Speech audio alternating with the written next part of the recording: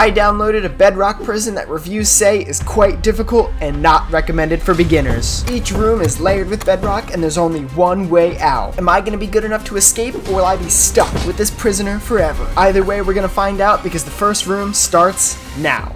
Right off the bat, I was in a room with an impossible 1.5 block jump, and to my left was a lava stream that was too far to swim through. I checked the lava for any hidden secrets, but couldn't find anything. Then I tried to break the blocks that were in my way, but the prison was smart enough to put them right back. After accidentally getting too close to the lava, I remembered that lava could give you a little boost if you jump at the right time, and lucky for me, it was exactly what I needed to get me to the next area.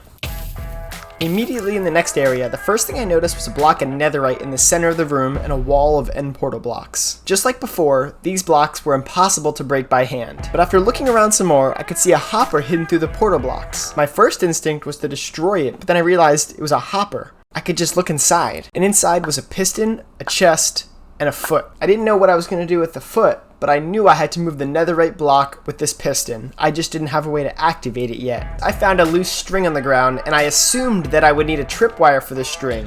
But then I took another look at my inventory and realized that I actually had a trapped chest. I used this chest to power the piston that opened up a tunnel to the next room, and after collecting my blocks, I jumped down. Once I made it into the tunnel, I found a piece of string on this small ledge and another one floating in the air. And in the corner of the room was a villager with your typical fair trading options. The only way out of this room was through a 4-block hole in the ceiling, and I only had 2 blocks. I tried to use the same strategy to power the piston, but I couldn't access the chest from above. So I had to find another block to make the jump, or at least get ladders from this villager. But unfortunately, they drove a hard bargain. I looked around the room some more but couldn't find anything. So I climbed back up to the last room to see if I had missed something. And sure enough, there was a 4th piece of string. And with this last string, I was able to make a block of wool, and this 3rd block would give me all the height I needed by stacking the chest, the piston, and the wool to get me into the next room. The first thing I saw in the next area was a stream of lava flowing from the ceiling and a piece of TNT in the wall. The TNT was too far for me to break by hand, but after looking around some more, I found a bow and arrow with 1 durability left. This meant I had 1 chance to shoot the arrow through the lava to light up the TNT. I lined up my shot multiple times to make sure I wouldn't miss, and then I let it rip. Once the TNT was ignited, I backed up to watch the new flow of water pour out of the opening. Before moving on, if there's anything I learned from the last room, it's to make sure I didn't miss anything. So I broke the chest just to make sure, and I checked in the lava, and underneath, I reluctantly found 3 bamboo and an empty bottle. I collected my arrow as I swam upstream and jumped down into the next room. The next room had an opening that was 3 blocks high and another villager, which thankfully had better trades than the last one. Most of the trades were useless, but I could give my arrow for 11 iron nuggets.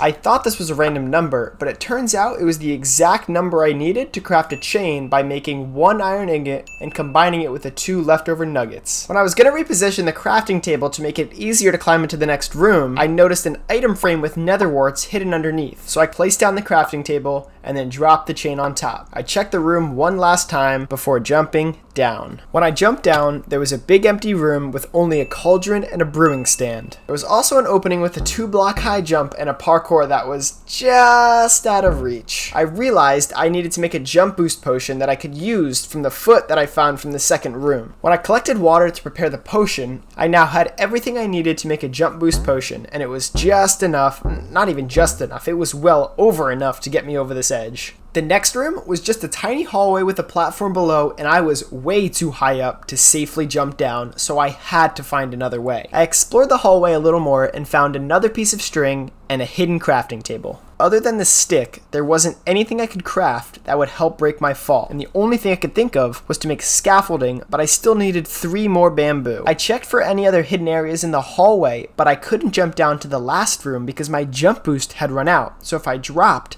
there was no way I could get back up. Then, I opened my inventory to see if I had missed something, and that's when I found the missing bamboo. I've seen other people MLG scaffolding before, but it was something that I've never tried. So I created a similar fall in a creative world to practice, and surprisingly, I was a natural.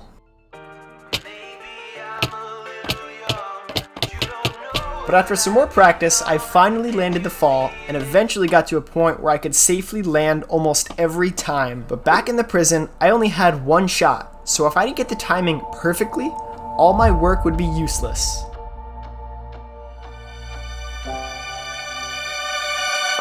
I had landed the jump and escaped the Bedrock prison.